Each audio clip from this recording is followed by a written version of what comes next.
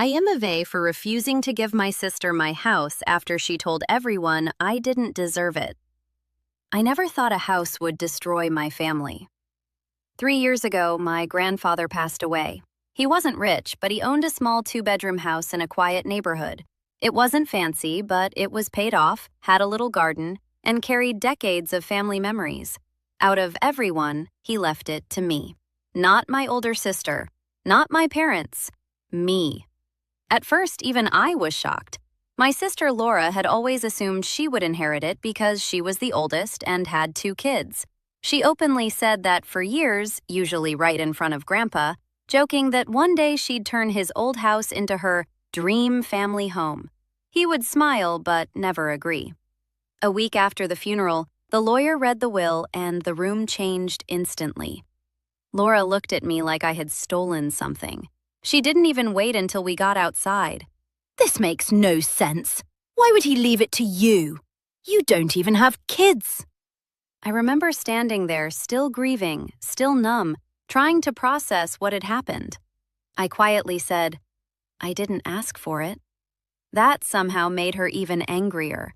For months after that, she barely spoke to me unless it was to mention how unfair it was. She told everyone in the family Grandpa must have been confused or manipulated. Then the rumors started.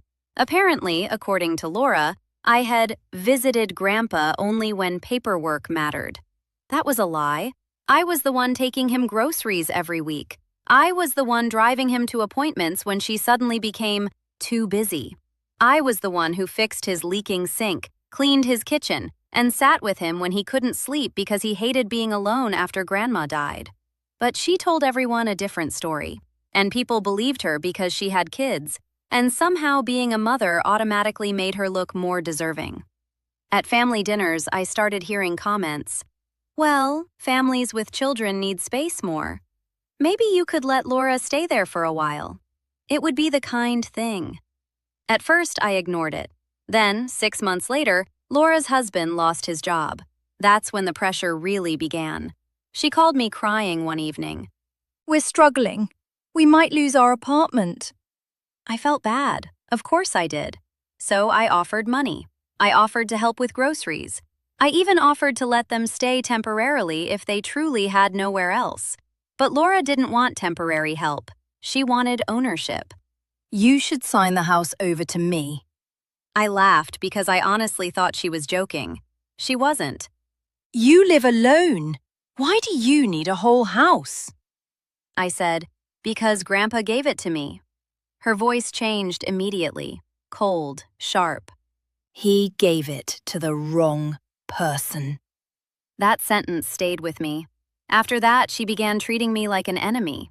At Christmas, she loudly told relatives I was letting children suffer while I enjoyed free property. My own mother asked if I had considered what Grandpa would have wanted. That one hurt because Grandpa had literally written what he wanted. Then, one afternoon, I came home from work and found Laura in my garden, with 2 strangers. They were measuring the fence. I walked up confused and asked what was happening. She smiled like nothing was wrong. "Oh good, you're home. These are contractors. We're checking what needs fixing before we move in." For a second, I honestly thought I misheard her. I asked, "Before who moves in?" She looked annoyed that I even asked. "Us." I told the contractors to leave immediately. Laura exploded. "You can't keep doing this. My kids need stability." I said, "You never asked permission because you knew the answer." She screamed so loudly neighbors came outside.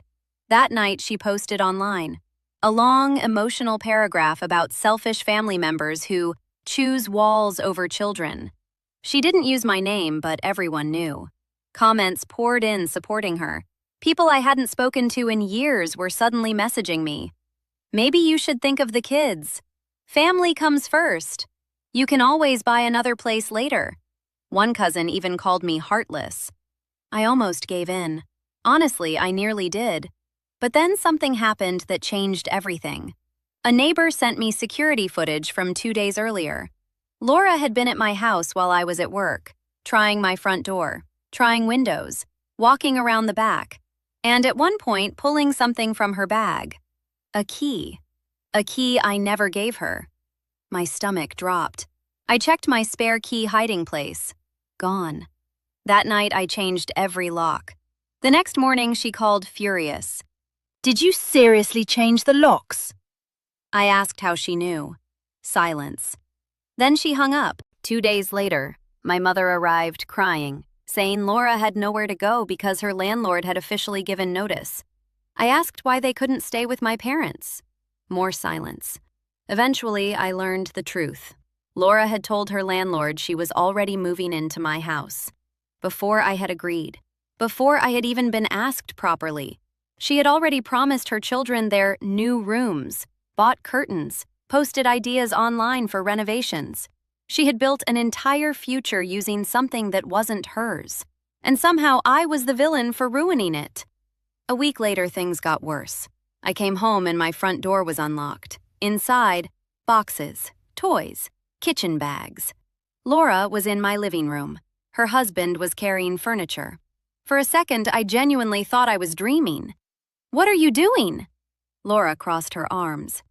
You weren't answering calls, so we had to act. I said, "Get out." She refused. Her husband refused.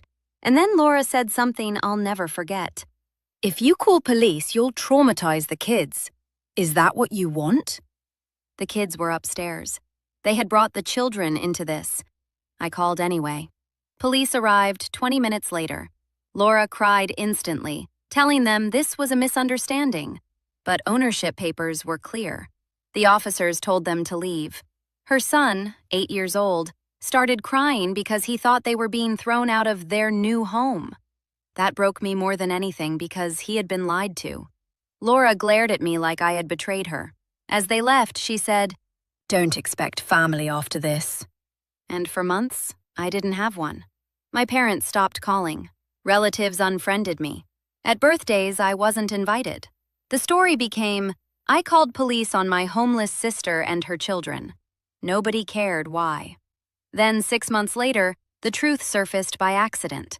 Laura's husband contacted me privately. He wanted to apologize. Apparently, he had discovered Laura had hidden money. A lot of money. Enough to cover rent for nearly a year. She had savings nobody knew about.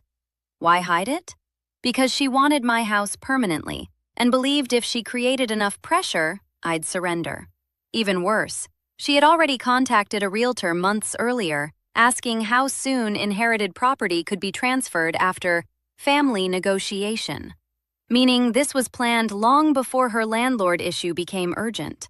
When my mother learned that, everything changed. Suddenly calls returned. Suddenly people wanted peace. But by then something inside me had hardened. I had spent nearly a year being treated like a monster over a lie. Then came the final twist. Last month, Laura showed up again. No anger this time, no shouting, just tears. I made mistakes.